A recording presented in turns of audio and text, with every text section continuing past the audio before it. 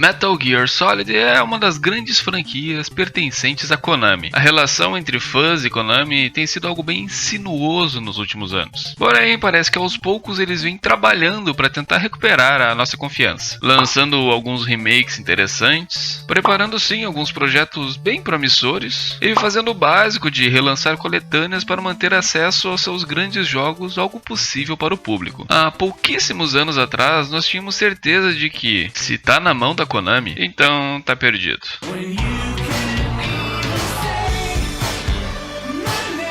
Foi no final daquela era de Guerra Fria entre Konami e Kojima que Metal Gear 5 foi desenvolvido. O desenvolvimento do jogo foi caótico em muitos quesitos. É óbvio que a relação entre o diretor e a empresa não era só flores e alegria, mas não dá pra isentar a loucura do próprio Kojima de toda essa presepada. Metal Gear 5 Ground Zeroes já estava sendo comentado desde 2012, em conferências privadas e em eventos de público limitado. Esse seria o primeiro jogo da empresa a utilizar o poder da sua nova engine, a Fox Engine. Porém, após um tempo, o próprio Kojima começou a deixar dúvidas se Ground Zero seria ou não lançado. Foi por essa época que surgiu o misterioso The Phantom Pain, do ainda mais misterioso estúdio Moby Dick Studio, do supremamente mais misterioso diretor Joaquin Mogran. E... bom...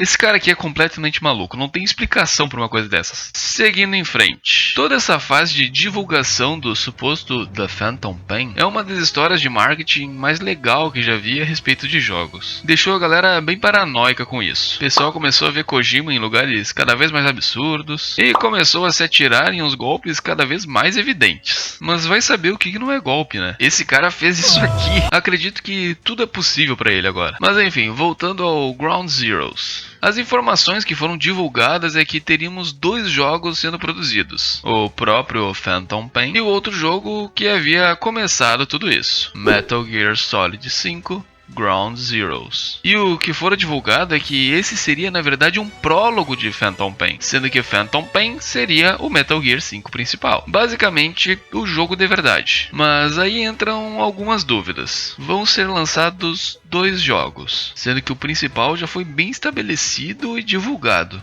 O que sobrou pro outro então? Qual vai ser a importância dele? Tanto para a história quanto para o jogo em si. E essa história ia ficando mais complicada com o passar do tempo, pois o foco de divulgação era evidente no Phantom Pain, mas Ground Zeroes ainda estava anunciado e cada vez mais próximo. Todas essas dúvidas foram sanadas quando em 18 de março de 2014 Metal Gear Solid 5 Ground Zeroes chegou ao público. E o que dá pra falar sobre esse lançamento? Os fãs pegaram o jogo, o gráfico era uma das coisas mais incríveis da época, mecanicamente era um jogo mais rápido do que estávamos acostumados com lançamentos anteriores da série, mas ainda tínhamos todo o necessário para infiltrar uma base militar, finalizar os inimigos necessários de uma base militar, resgatar reféns e aliados de uma base militar e fugir de helicóptero de uma base militar. Eu sei que ficou repetitivo o final das últimas frases, tá? Mas o que eu queria dar ênfase para a parte que eu digo uma base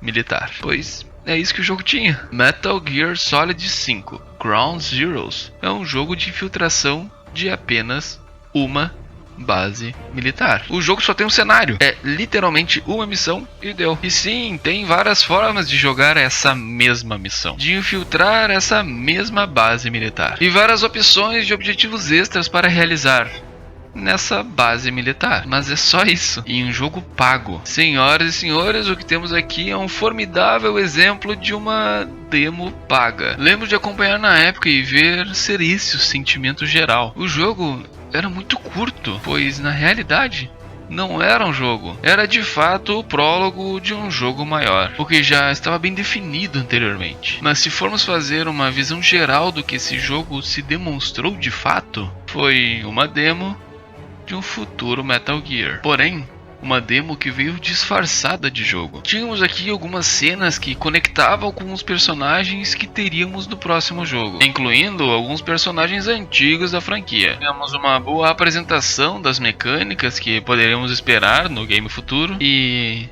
apenas uma missão em um único cenário e nada mais. É uma boa demo com toda certeza, mas ainda assim é uma demo. O que incomoda nessa história é que é uma demo paga. Eu não posso estar sozinho e achar isso um absurdo. Mas enfim, um ano depois veio o jogo de verdade. Foi mais um passo controverso da história de Kojima e Konami, que culminou na separação entre o diretor e a empresa, prejudicando o real potencial de The Phantom Pain e destruindo nossas esperanças de ver um incrivelmente promissor Silent Hill de Kojima e Del Toro. Se possível, deixa um like para fortalecer o canal, não se esquece de se inscrever e deixa um comentário aqui embaixo para a gente trocar uma ideia a respeito desse assunto. Eu sou o Vico e até mais.